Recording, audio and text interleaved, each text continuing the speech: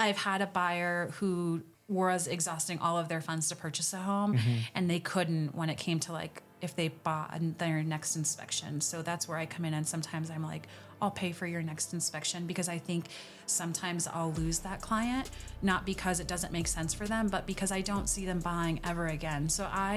And it's specific to the client too, because I'm like, if someone just gave us like that hope when we tried to buy, because our first time buying, we went through Chase to get pre-approved.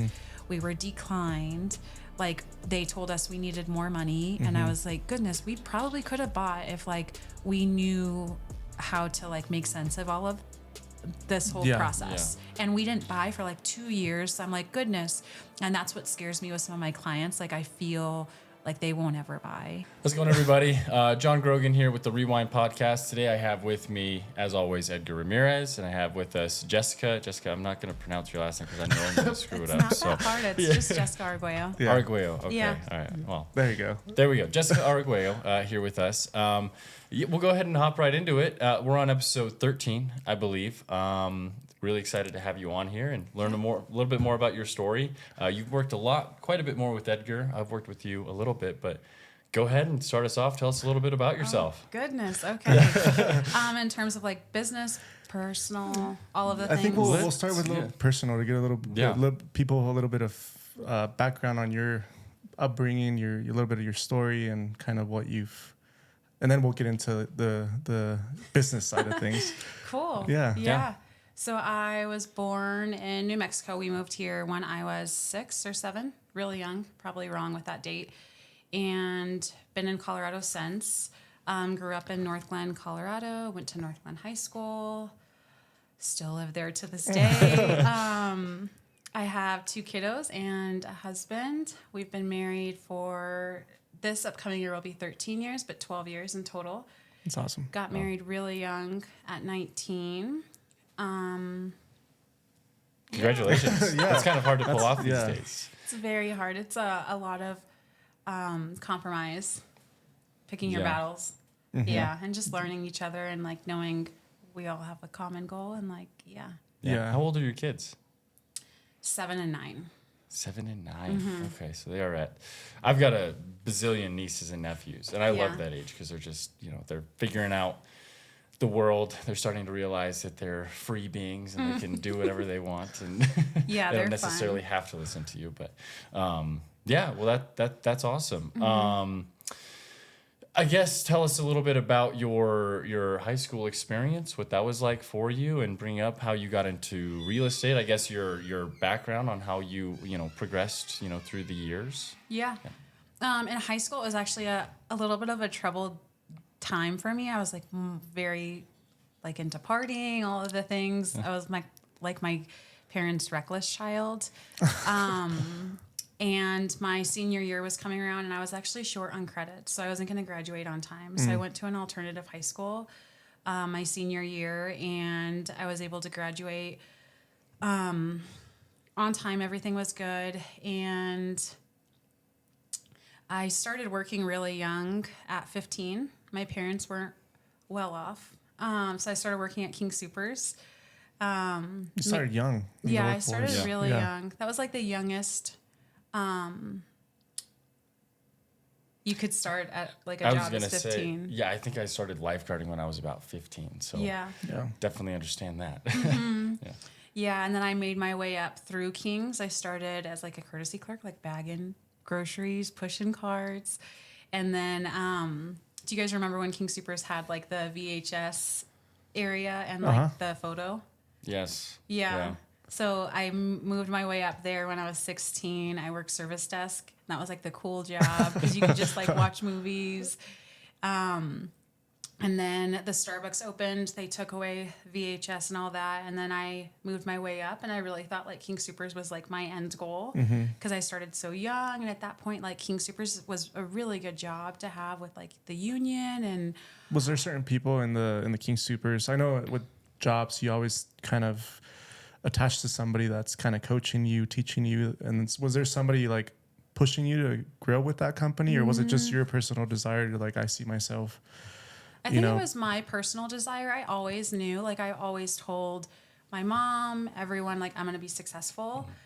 School just wasn't it for me. I struggled a lot. I even struggle now, like sitting down and reading a book. Like I am always like, I'll listen to audibles all day long, podcasts, but I just can't like sit. I don't know what it is. Like I need to take a chill pill. But yeah, I just wanted to move my way up. And then I moved stores. My husband, that's actually how we met at King Soopers, because he was high up in the company too, and we were both in management. And at that point, we were working at the same store, and I was just not happy with management. And I was like, let me switch stores. I've been here forever. It was a store off of 104th and Federal. I was there like for 7 years. Really? That's the one by Chick-fil-A? Okay, yeah. Yeah. So I was like, maybe it's the store. I maybe need to switch atmospheres. And then slowly realized that just the people, the environment, it just wasn't for me. Yeah. And then I started bartending and waitressing, and I was like, let me just fuck it. What age was that? I mean, obviously, bartender, you have to be at least 21. So you worked at King Soopers for, what was that, probably like 6-7 years? Yeah, I was there for 7 years. I started in 2007. Wow. Yeah. And then I left in 2014. And then I kind of dabbled in, I think I was like an overlap there for a minute where I served and all of the things. And then I left King's, was in the restaurant business, and then I got pregnant. And I was like, oh my gosh, we don't have insurance. Like, we need to like figure this out. Yeah. And I found another job. I was in back-end collections. And I was like, I just need something stable where like I have a stable income. We have insurance for the baby. And then I stayed there for another 7 years. 6 years. I left there in 2020. I moved my way up in that company too. It was like very commission driven. So they paid you like hourly or salary, and then they would give you like bonuses? Correct. Yeah. So based off.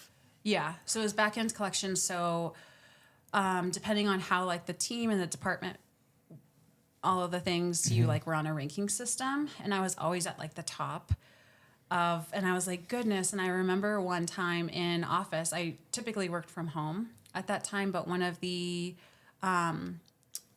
agents there, Mike Morales, he told me one day, he looked at me and he was like, you would make one hell of a realtor. And I was like, what are you smoking? Like, what? And I just sat back down. I just like went down in my cubicle, and I ended up doing the test, like not telling anyone. Like the test for the real estate? Yeah. I just studied, did the test. I literally, the only person that knew was my husband. Yeah. I would go to the library on Sundays and just like, that was my day to do real estate. And then again, my failure to be good in school came back because it took me 7 times to pass the test. I can relate, because the moment you sit down, you study, and you feel like you retain information, and then you get to the test. Like when I had to do my driving test a couple times. Yeah. And then I started guessing. I was like, I'm just going to choose the longest answer. And it worked. So for you youngsters, if you guys... There you go. No, but yeah, I can relate on that one. Yeah, I was. But the funny thing, not to get too off topic, but like during this whole course, I was actually going to school at Metro for criminal justice, and I was actually trying to be a police officer. So like in the background, when I was at the collection job, that's what was my end goal was. And I went through all of the processes to get onto the academy. And right before the start of the academy, that's when I got pregnant with my daughter. And I was like, these pregnancies, oh my goodness. So I feel like everything aligned, but like in the best way, because my husband did not want me to be a police officer. Yeah. Like we really struggled with that. There was a lot of conversations around that and the stigma, and just... What was it about being a police officer that... He didn't like? No, that you wanted to do it. Some of my family is in law enforcement, like in New Mexico. I grew up with like the police scanner at the dinner table, like listening to it. I'm like have this like thrill of like, I don't know. Now I just chase my clients instead of chasing criminals. But yeah, I don't know. Huh. Well, that's good. Wow. Yeah. Yeah, no, that's really cool. As far as, because you said you did commission beforehand, and you were decent at it. You were pretty good at it. Yeah. So as far like what kind of was it just like a natural talent that you had to be good at sales, or I guess what drew you into that field? Because I know that for at least me personally, like that I hated sales growing up. I did not like it. I wanted to stay as far away from it as possible. And when we got into the gym industry, you know, they always catch you by like, you know, certain titles where you think you're doing something else, but you're actually just a salesperson. Right. And excuse me.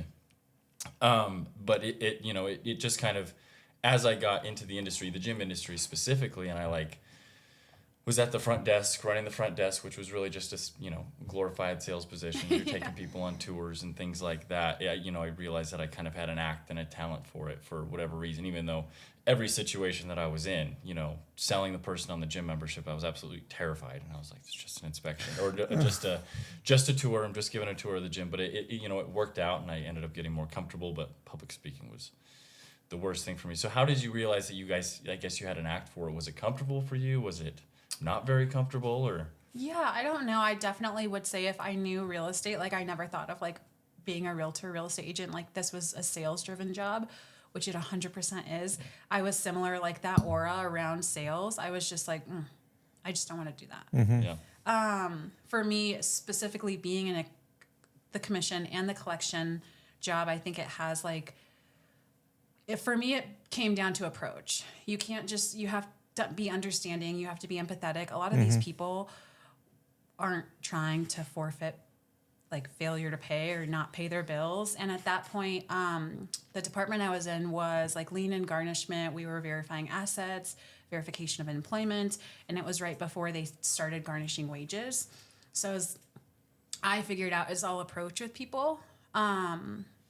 Which that would be hard though too, because like when you get on the phone with that person and you're like, hey, this is Jessica and I'm about to get some money from you, and they're like probably going through who knows what. How, like, would that ever emotionally like get to you where the people are like, I literally can't afford it, or I, you know, what can 100%. I do, or how do you approach that emotionally? Like, I just figured out a way to like work.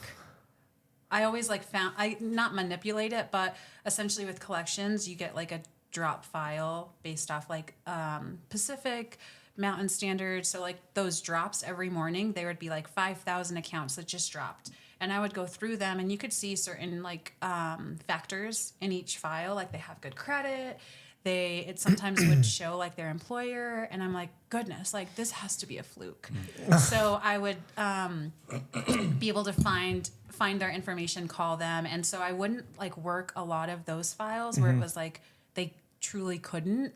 I would find the ones that were like one-offs, like maybe an address is wrong, or that's where I found, because I'm not going to be able to like force someone to pay that truly can't. Yeah.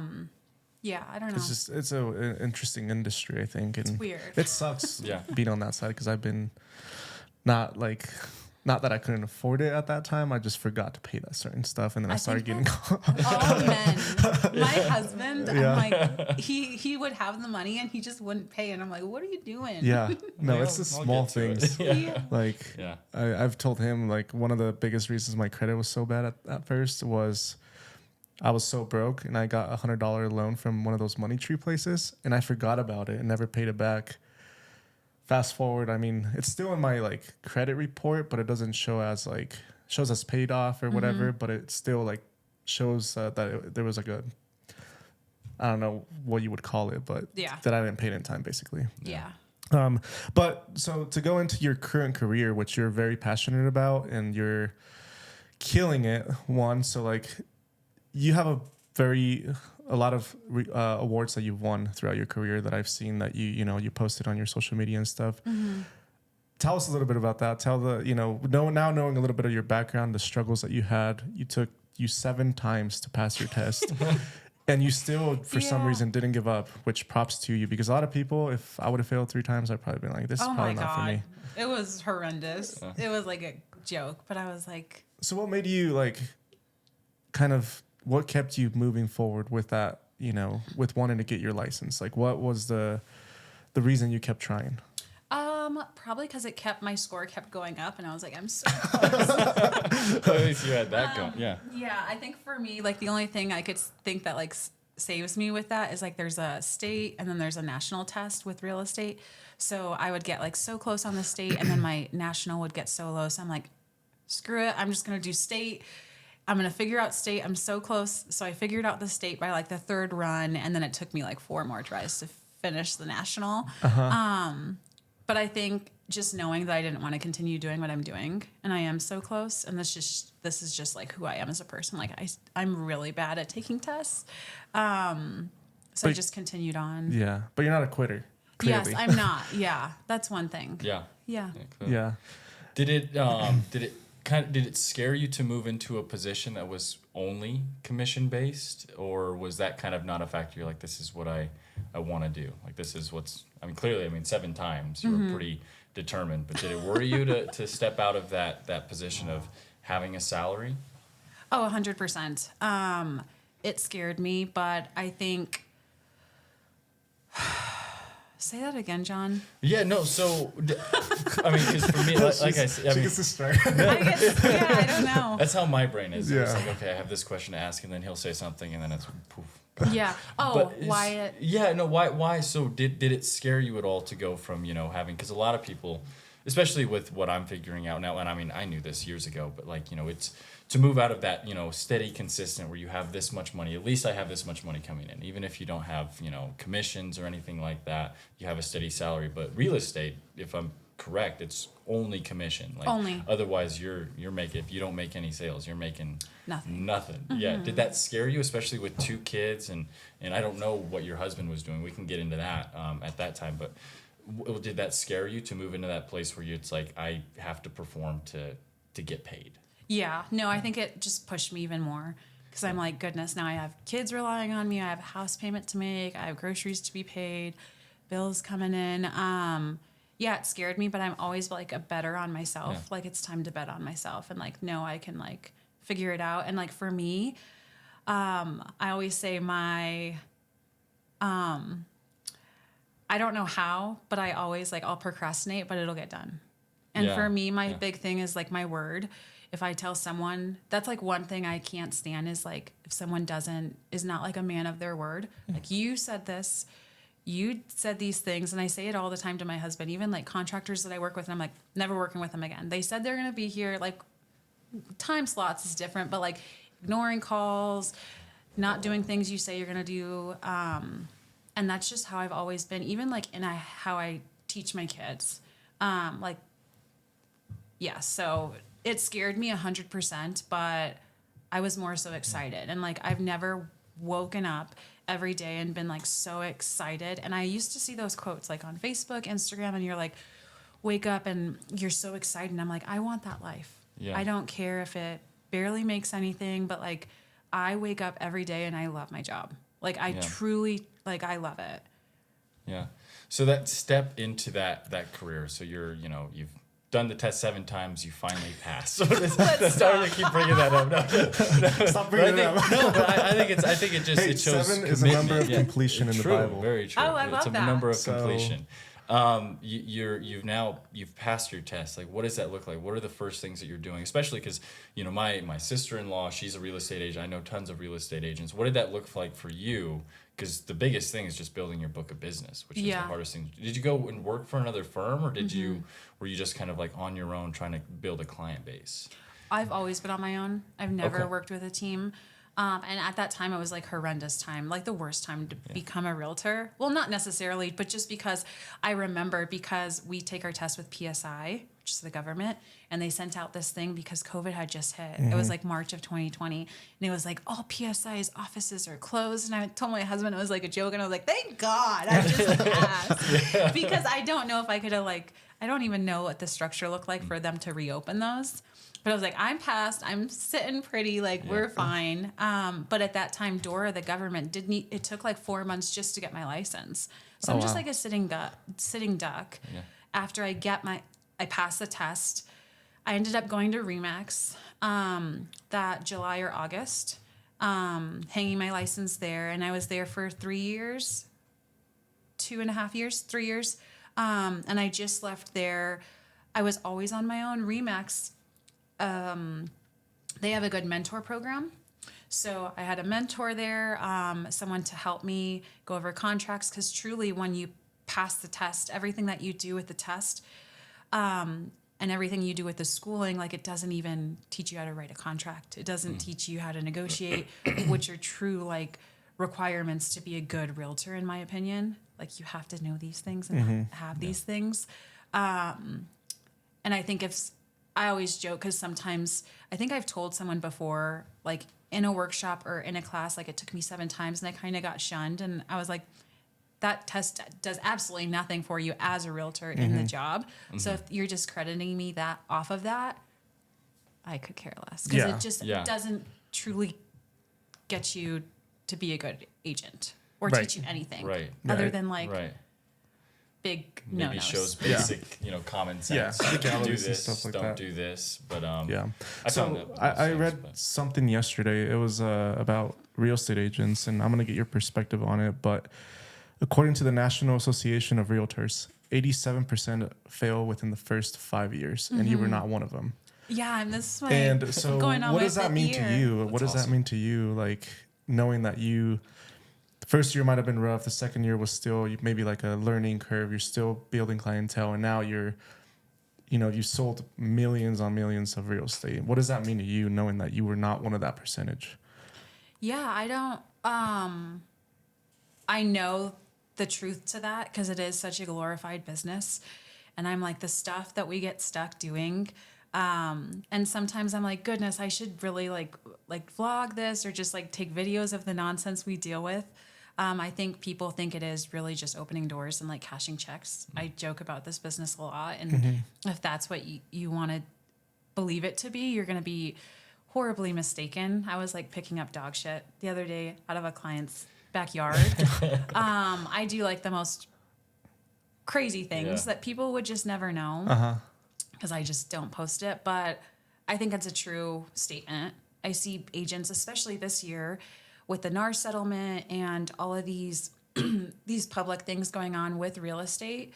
I think people get scared, and it's just a lot harder than people may think. Like you could go months without getting paid, or years. It's scary. Yeah. So was that like right now to go into your career, you've won a few awards as well. You've won, from what I heard, Rookie of the Year, your first year. Yeah. And you won another one after the second year. So you've been killing it. Tell us a little bit about your success and what you've been able to accomplish in your career. And yeah. Yeah. So when I was at Remax, my first year, I was able to close on 20 homes. And that was a really good accomplishment for me. I've never... First year? 20 homes in your first year. That is incredible. Yeah. I've met real estate agents that struggle getting there first. I know. Yeah. It's so hard. And a lot of how I was able to do that is just social media, mostly my YouTube. I started, and that was like the start. I thank God for COVID, because like at that time I was like a sitting duck, hating my commission job. And like, I'm like past the real estate exam, and I'm like, well, now I have this great and I can't do anything. But when I like think of things, or like when I like was like trying to figure out how to pass the real estate exam, I was like, Google, YouTube, how to pass Colorado State exam. Like that's where my mind goes. I watch videos. And so I started like doing videos at my kitchen counter, editing them all my own self, filming all of the things. And mostly all of my business still to this day is YouTube. Which is crazy that, that creates opportunities for you. So when people reach out, were they like, hey, we saw your video. 100%. You seem like you know what you're doing.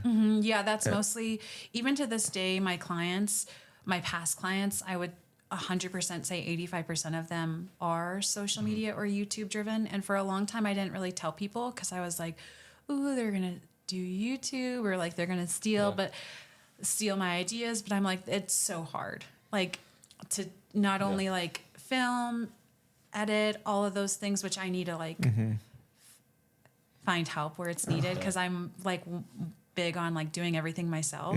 And I'm like, I need to stop. I was even telling Alvia, I was like, I would figure out how to work like Cut Pro, which is like an editing software. And I'm like, my husband's like, why are you buying all this stuff? And I was like, because I got to figure it out. And I was like, I should really just hire someone that like this is their expertise and like put my business or be more forward facing with my clients. Yeah. With that 2 hours or whatever the cost is. Yeah. So you're good at multiple things, but then you, what is it like? You Outsourced to. well, you can figure it out eventually. Yeah. But the time and effort that it takes, when you could have just put someone in that place, and I do it all the time. Like I do it all the time. And then I'm like jumping in other people's like areas. I'm like, no, this way. And then, so now I'm like backing up and saying, you handle that.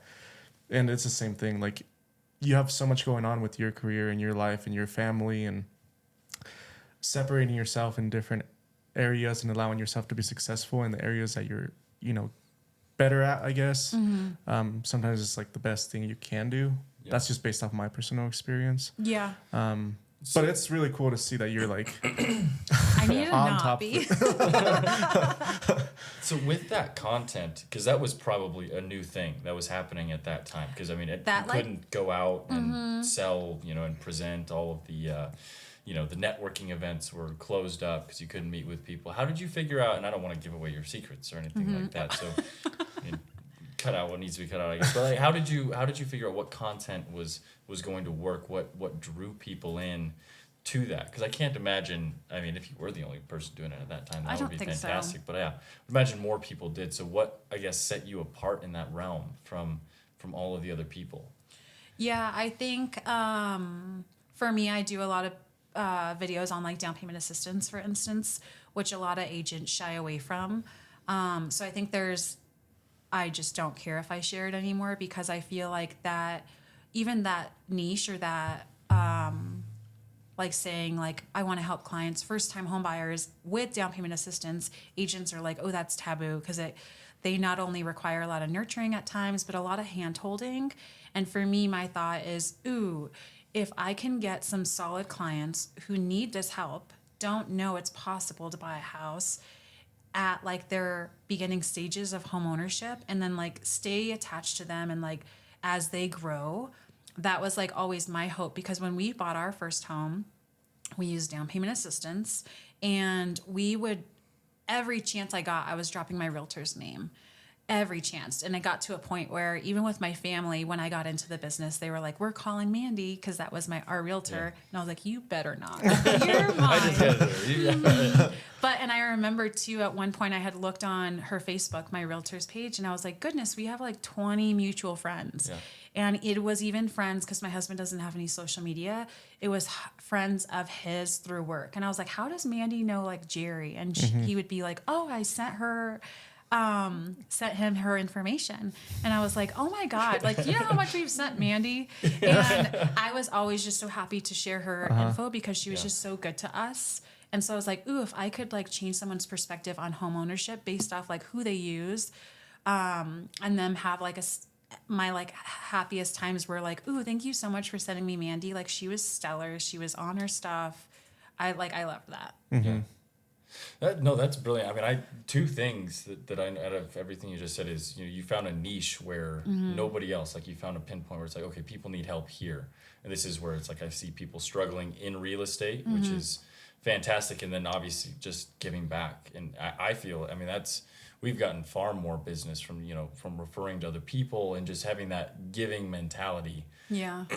In my perspective, you get tenfold back. Or at least sevenfold back from just giving to other people and making sure other people have their needs met before you meet your own. I guess you should. Yeah. I guess. So you mostly work with people that's your target. That's like the people that you like helping a lot, or do you? The people that need help specifically with. You said helping financing for the down payment. Well, I would say both, first time home buyers and then down payment assistance. Yeah. Some people or some of my clients are mostly just looking at like programs that may work for them, and they stumble upon me. They like me enough to give me a call, and then we just start working, whether that be them using down payment assistance or not. But yeah.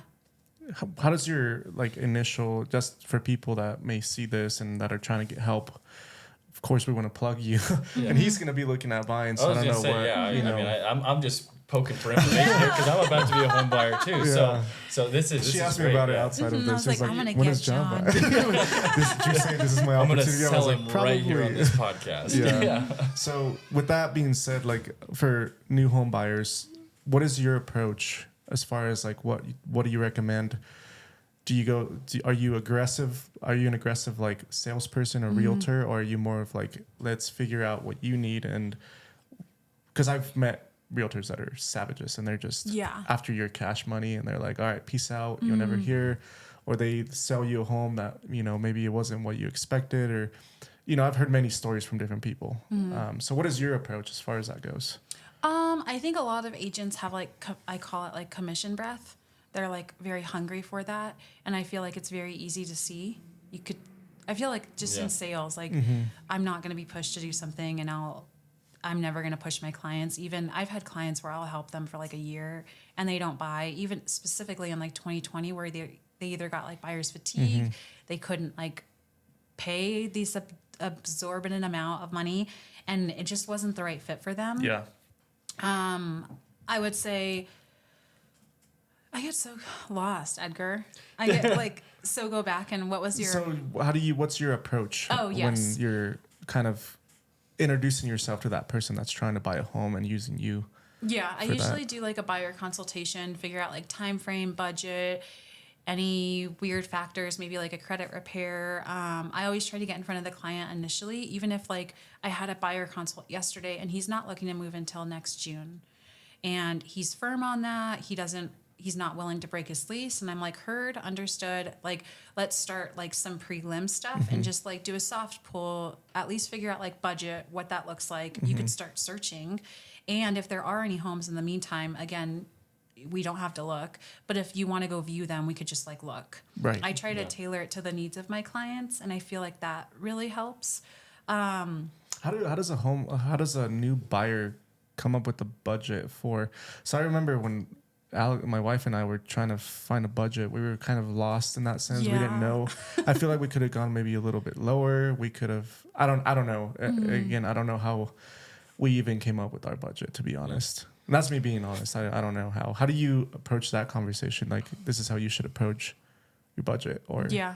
I really like Zillow, and even just like browsing through Zillow, I'll use Zillow over like the MLS. It's just really user friendly. I like their calculators. So they have like a monthly calculator, like how much you can afford. And I really push that to my clients, like a mortgage calculator, also like a affordability calculator. So I always say like, maybe mess with those numbers, see what that looks like. Specifically, like with the buyer consult I had yesterday, they approached me with not like a streamlined number, like 400,000 ratio, but a monthly comfort budget. And I kind of plugged that into, okay, if we're looking at townhomes, maybe we should look at like a max of 350. And if we're looking at single family where you don't have the HOA or a lower taxes, we could bump it up to 415. Okay. So that's where I like tailor it to my clients. And then if they are like, we cannot just go over 3,100. If they send me a home, I'll rebuttal them. I'm like, okay, this is over your budget, just so we're all in tune. And I kind of like, I feel like it helps not exhaust my efforts and my time, but also keeps them like, ooh, goodness, Jess is like looking out for our best interest. Yeah, right. And then I also tell them too, if like you see a home, don't be shied away. Like even if we're looking at 415 and it's been on the market a little bit longer, maybe let's look at like a 430 and we could like move the numbers a little bit. So I'm really weird with like my approach, and I know it. Some agents are like, ooh, you shouldn't like set them up on a search that's like out of range. But I'm like, I'm still going to like rebuttal if they send me a house and it truly doesn't make sense. I think that's important to like for your agent to keep you in line, because buyers are just like, you don't know what you're looking at. You don't know what you should be looking at. Yeah. And there's just so many things that can come with the home. I mean, the budget, and then the inspections that go into it, you know, should I get into this? Like the foundation's a problem. Like there's so many playing factors, and you guys are the ones that are recommending the homeowner. Like, I would not recommend buying a home with foundation problems. I would not recommend because of this. And so do you ever lose sales because there's just too much going on that the homeowners are like, I'm backing away and we're just going to revisit this later? Yes. Yeah. All the time. I always joke if someone were to look at like my posts.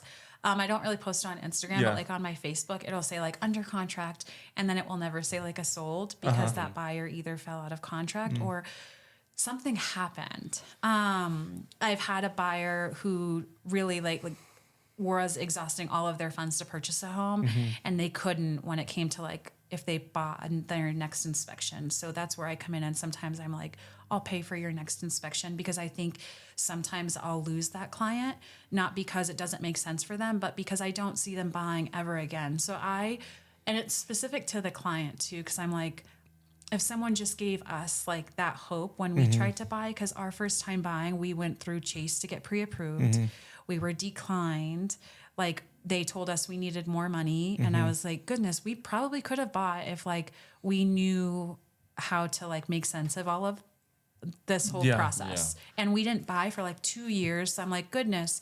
And that's what scares me with some of my clients. Like I feel like they won't ever buy because certain factors. I'm not just like buying inspections, but so you said Chase. I mean, did you guys go to the bank and try to get a loan for a home, and then you guys didn't look for any other like?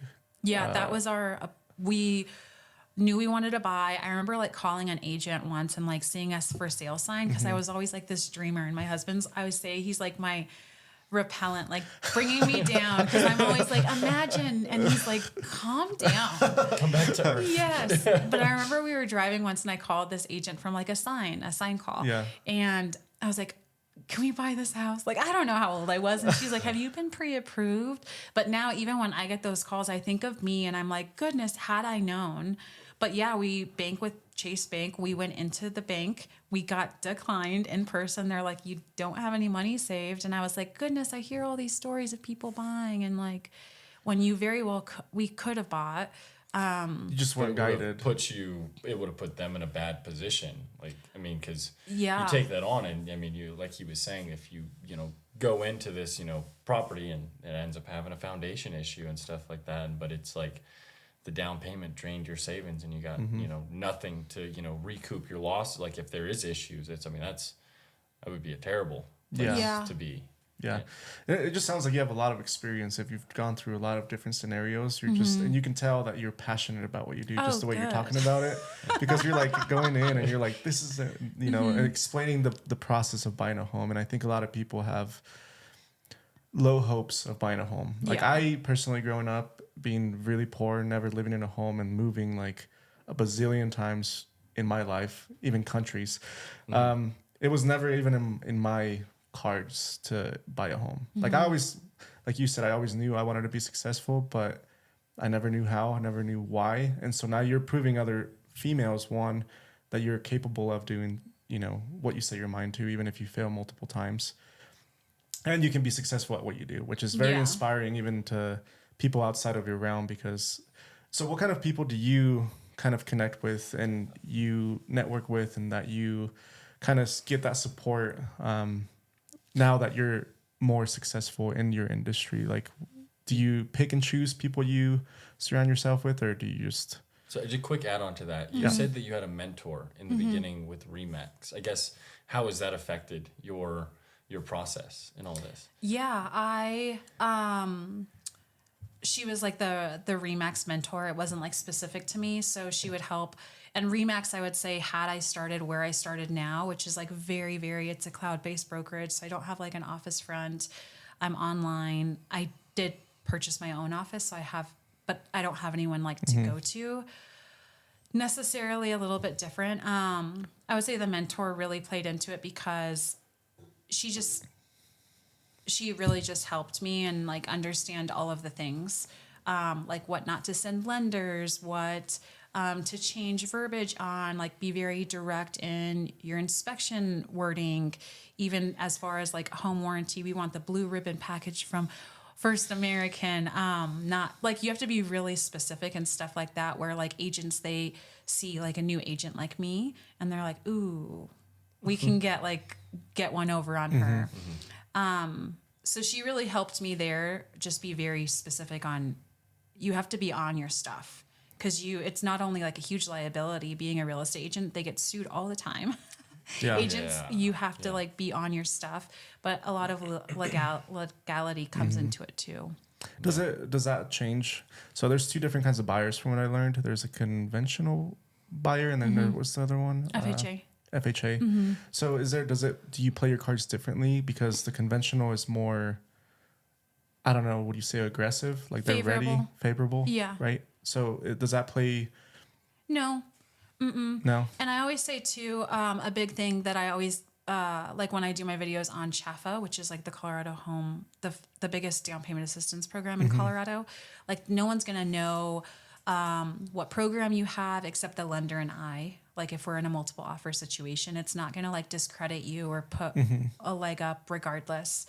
The buyer and like their loan, whether it be conventional or FHA, that doesn't really change my standpoint on how I work with them. No. Okay. Yeah, I was just curious, just because. Yeah. Of my personal experience, but and it wasn't a bad experience. It just seemed like we were aggressive, like buyers. It seemed like, and we didn't need to be completely. Didn't need to be fully like. How do I put it? It was just interesting, the way that it was all approached, just because we felt very confident that we were going to be number one, and we were number one through the home that we, pursued, and we got the home. But it was just like, it just felt like, I don't know. I don't even know how to word it. Yeah. It just felt different. It felt like we were favored a lot more than the other 2-3 people that were, Oh yeah. I would say if you're up against, like, say, there's 3 offers and 1 is conventional and 2 are FHA. Conventional, well, FHA is the government-backed loan, right? Similar to VA, but like conventional, they're less strict when it comes to inspection and appraisal items. Where FHA, you just have to jump through a little bit more hoops.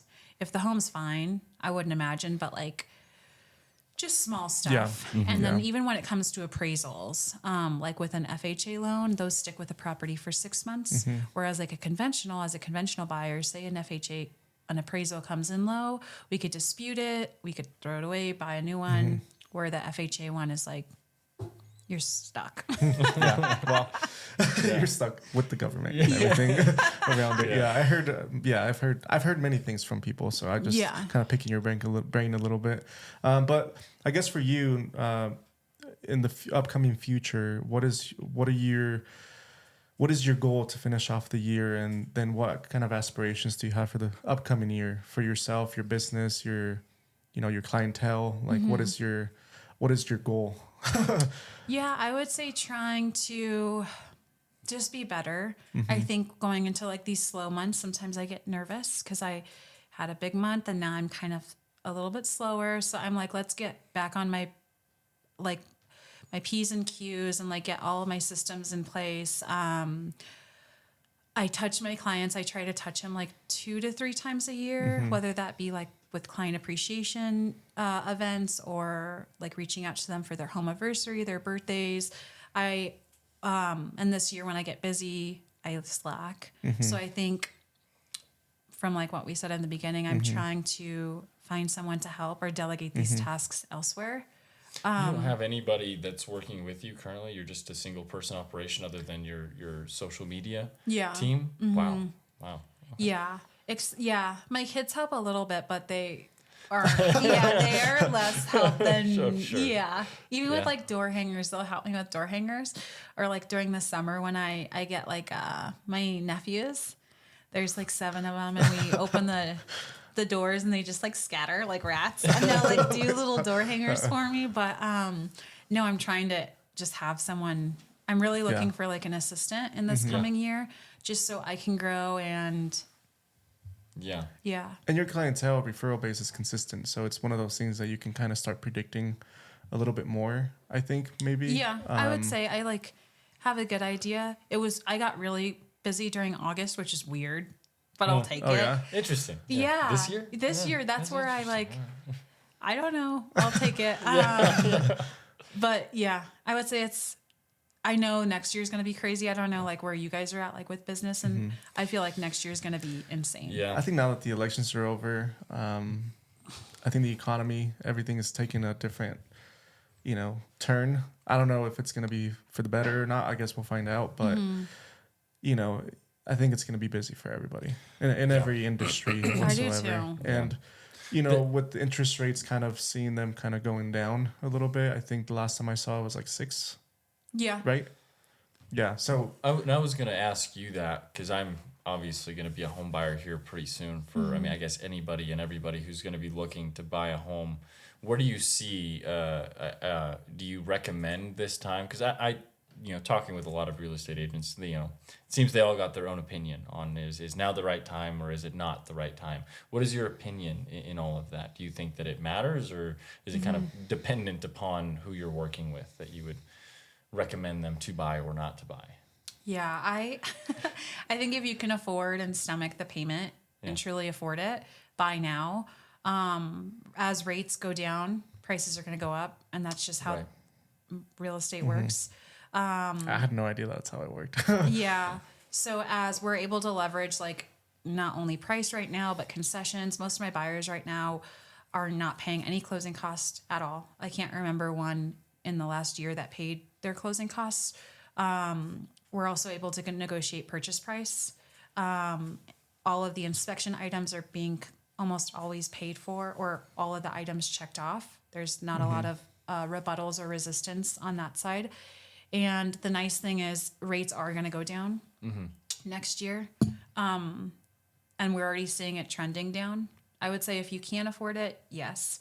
What we'll probably see in the coming future in spring or Q2 of next year is not so much leverage on the buy side and sellers just sticking to their guns, because I think now that the election's passing, the holidays are going to pass us. Yeah. I think buyers were kind of sitting and waiting, and the interest rates. I think everyone, consumers in general, are kind of just more understanding of these are where rates are at. We'll just eat them. Yeah. My It's brother gave me the same advice. He's like, because I was, thinking about, just waiting it out and seeing what was going on. But he's like, it especially with where we're at in Colorado, it doesn't mean the prices are just going to continue to steadily go up. Yeah. And so you want to get it where you're, at the lowest cost possible. And, what is that phrase? Marry the house, date the rate. Yeah. So, Which, is probably right. It is right. So, we're excited to every month that we just see. I talked to my wife this past month and we're like, she reminded me of our bills and I was like, what's your guys' rate? I won't talk about it. Maybe off camera. September had 6.9. Okay, September had a really good downspout.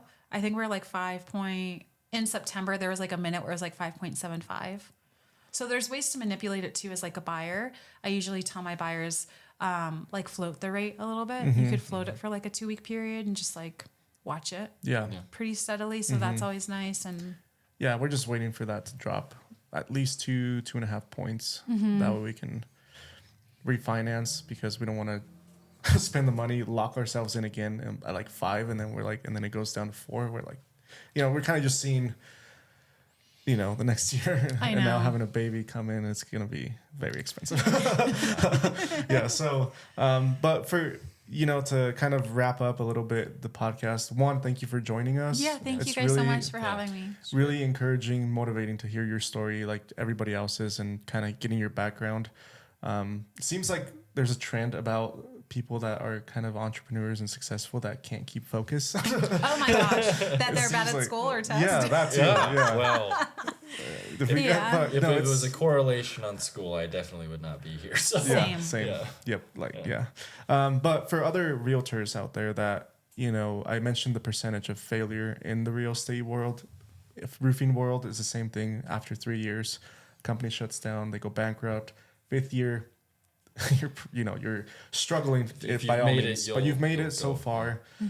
What is your advice to upcoming real estate agents that kind of kept you going?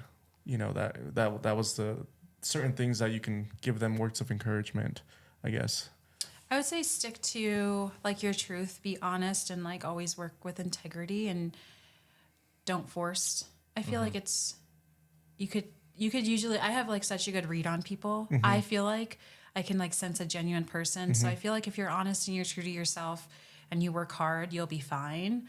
And then just like ignore outside chatter. Because had I like listened to everyone when I got into the business, and also even just like what works for me, like find your niche, do it.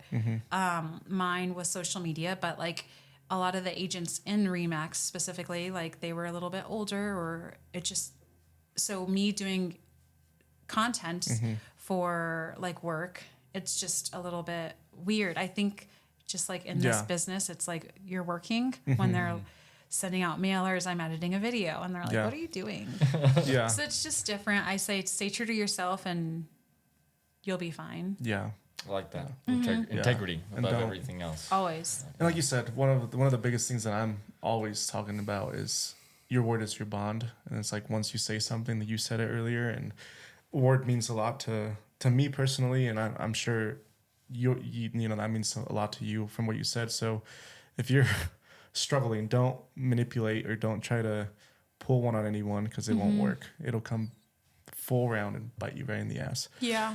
Yeah, that is So, you don't keep your way with anything. Yeah, you so, really don't. Yeah. So again, thank you for joining us. I know we can go into talk about so many other things. We'll just do an episode 2 in the near future to catch up and see how your year's going next year. And see if you Thank you hired guys so somebody much. on and Probably not. doubling your clientele and Yeah. Well, this past month, how many clients did you help? Just to see, I think you said it was one of your busiest months. Curious, you said August was really a big August boom was for you. busy because we were starting to look a lot of buyers getting pre-approved, like buyer consults. And I think what really exhausts me is just like I'm very buyer heavy, so I'm always driving. I mean, Edgar joke because I'm like, do not look at my car. I live in my car. But I'm actually getting it detailed tomorrow. I'm so excited. It's like a little treat to myself. But just November to now, it was my busiest, and I closed 7. Wow. Okay. Yeah, I have one going closing right now at 9:30, but it's out of state, so she already signed her stuff. Dang, out of state? Just signing people all over the Jeez. place. How do you manage that? To just sign people that you're not even there? Well, Title does it. They send like a notary to her. Gotcha. Yeah. That's gangster. I'll sign people halfway across the world. That'd be sick. You want to house in California? Give me 2 hours. Yeah. No. That's really cool. So you actually work in different states too? No, I just work in Colorado, but she's a seller. Gotcha. Yeah, so she moved. We just had all the forms sent to her for like so I wish that'd be super cool. It'd be better to Did I in make Colorado that sound and cooler makes than it was? your expansion. Yeah, no, it's your like- expansion is like, oh, I live in Colorado, but I sell houses everywhere. No, I wish. No, yeah. That's hilarious. But no, we wish you a lot of success. You've Yeah. referred a few people to us. You've given us some business, and we appreciate it. And we look forward to having you back on in the near future. Hopefully, we to get some catch up. hits of people like myself that are looking to buy homes and get some people over your way. I would love that. Yeah. Yeah, And, thank you guys so much. I'm excited to see your guys' growth too. I think roofers are like us, like a dime a dozen. And I think like what you guys do and like even just the podcast is so cool because you don't really see roofers or I guess it's not like a thing. No, it's not. No, like I mean, I kind of view it like it's the technology age. There's a lot of people that just like with your. I hope that the podcast is completely separate from our business, but if it can help generate, obviously that would be awesome. But it's a different form, like your media. It's just a different way. Yeah, to I think support it's revenue. so cool just to hear people's stories. Like it motivates me because sometimes I feel like I lose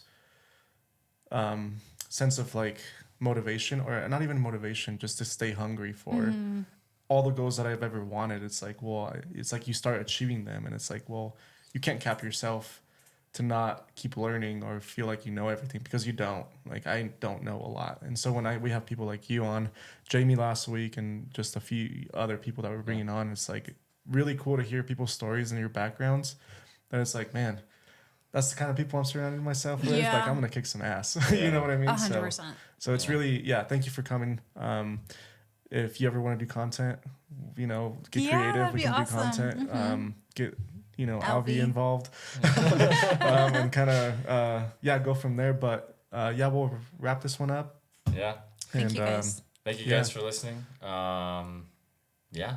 Yeah, we'll catch you guys on the next one. On the next one. Yeah. Thank you, All right, Jessica. guys. Well, Thank you.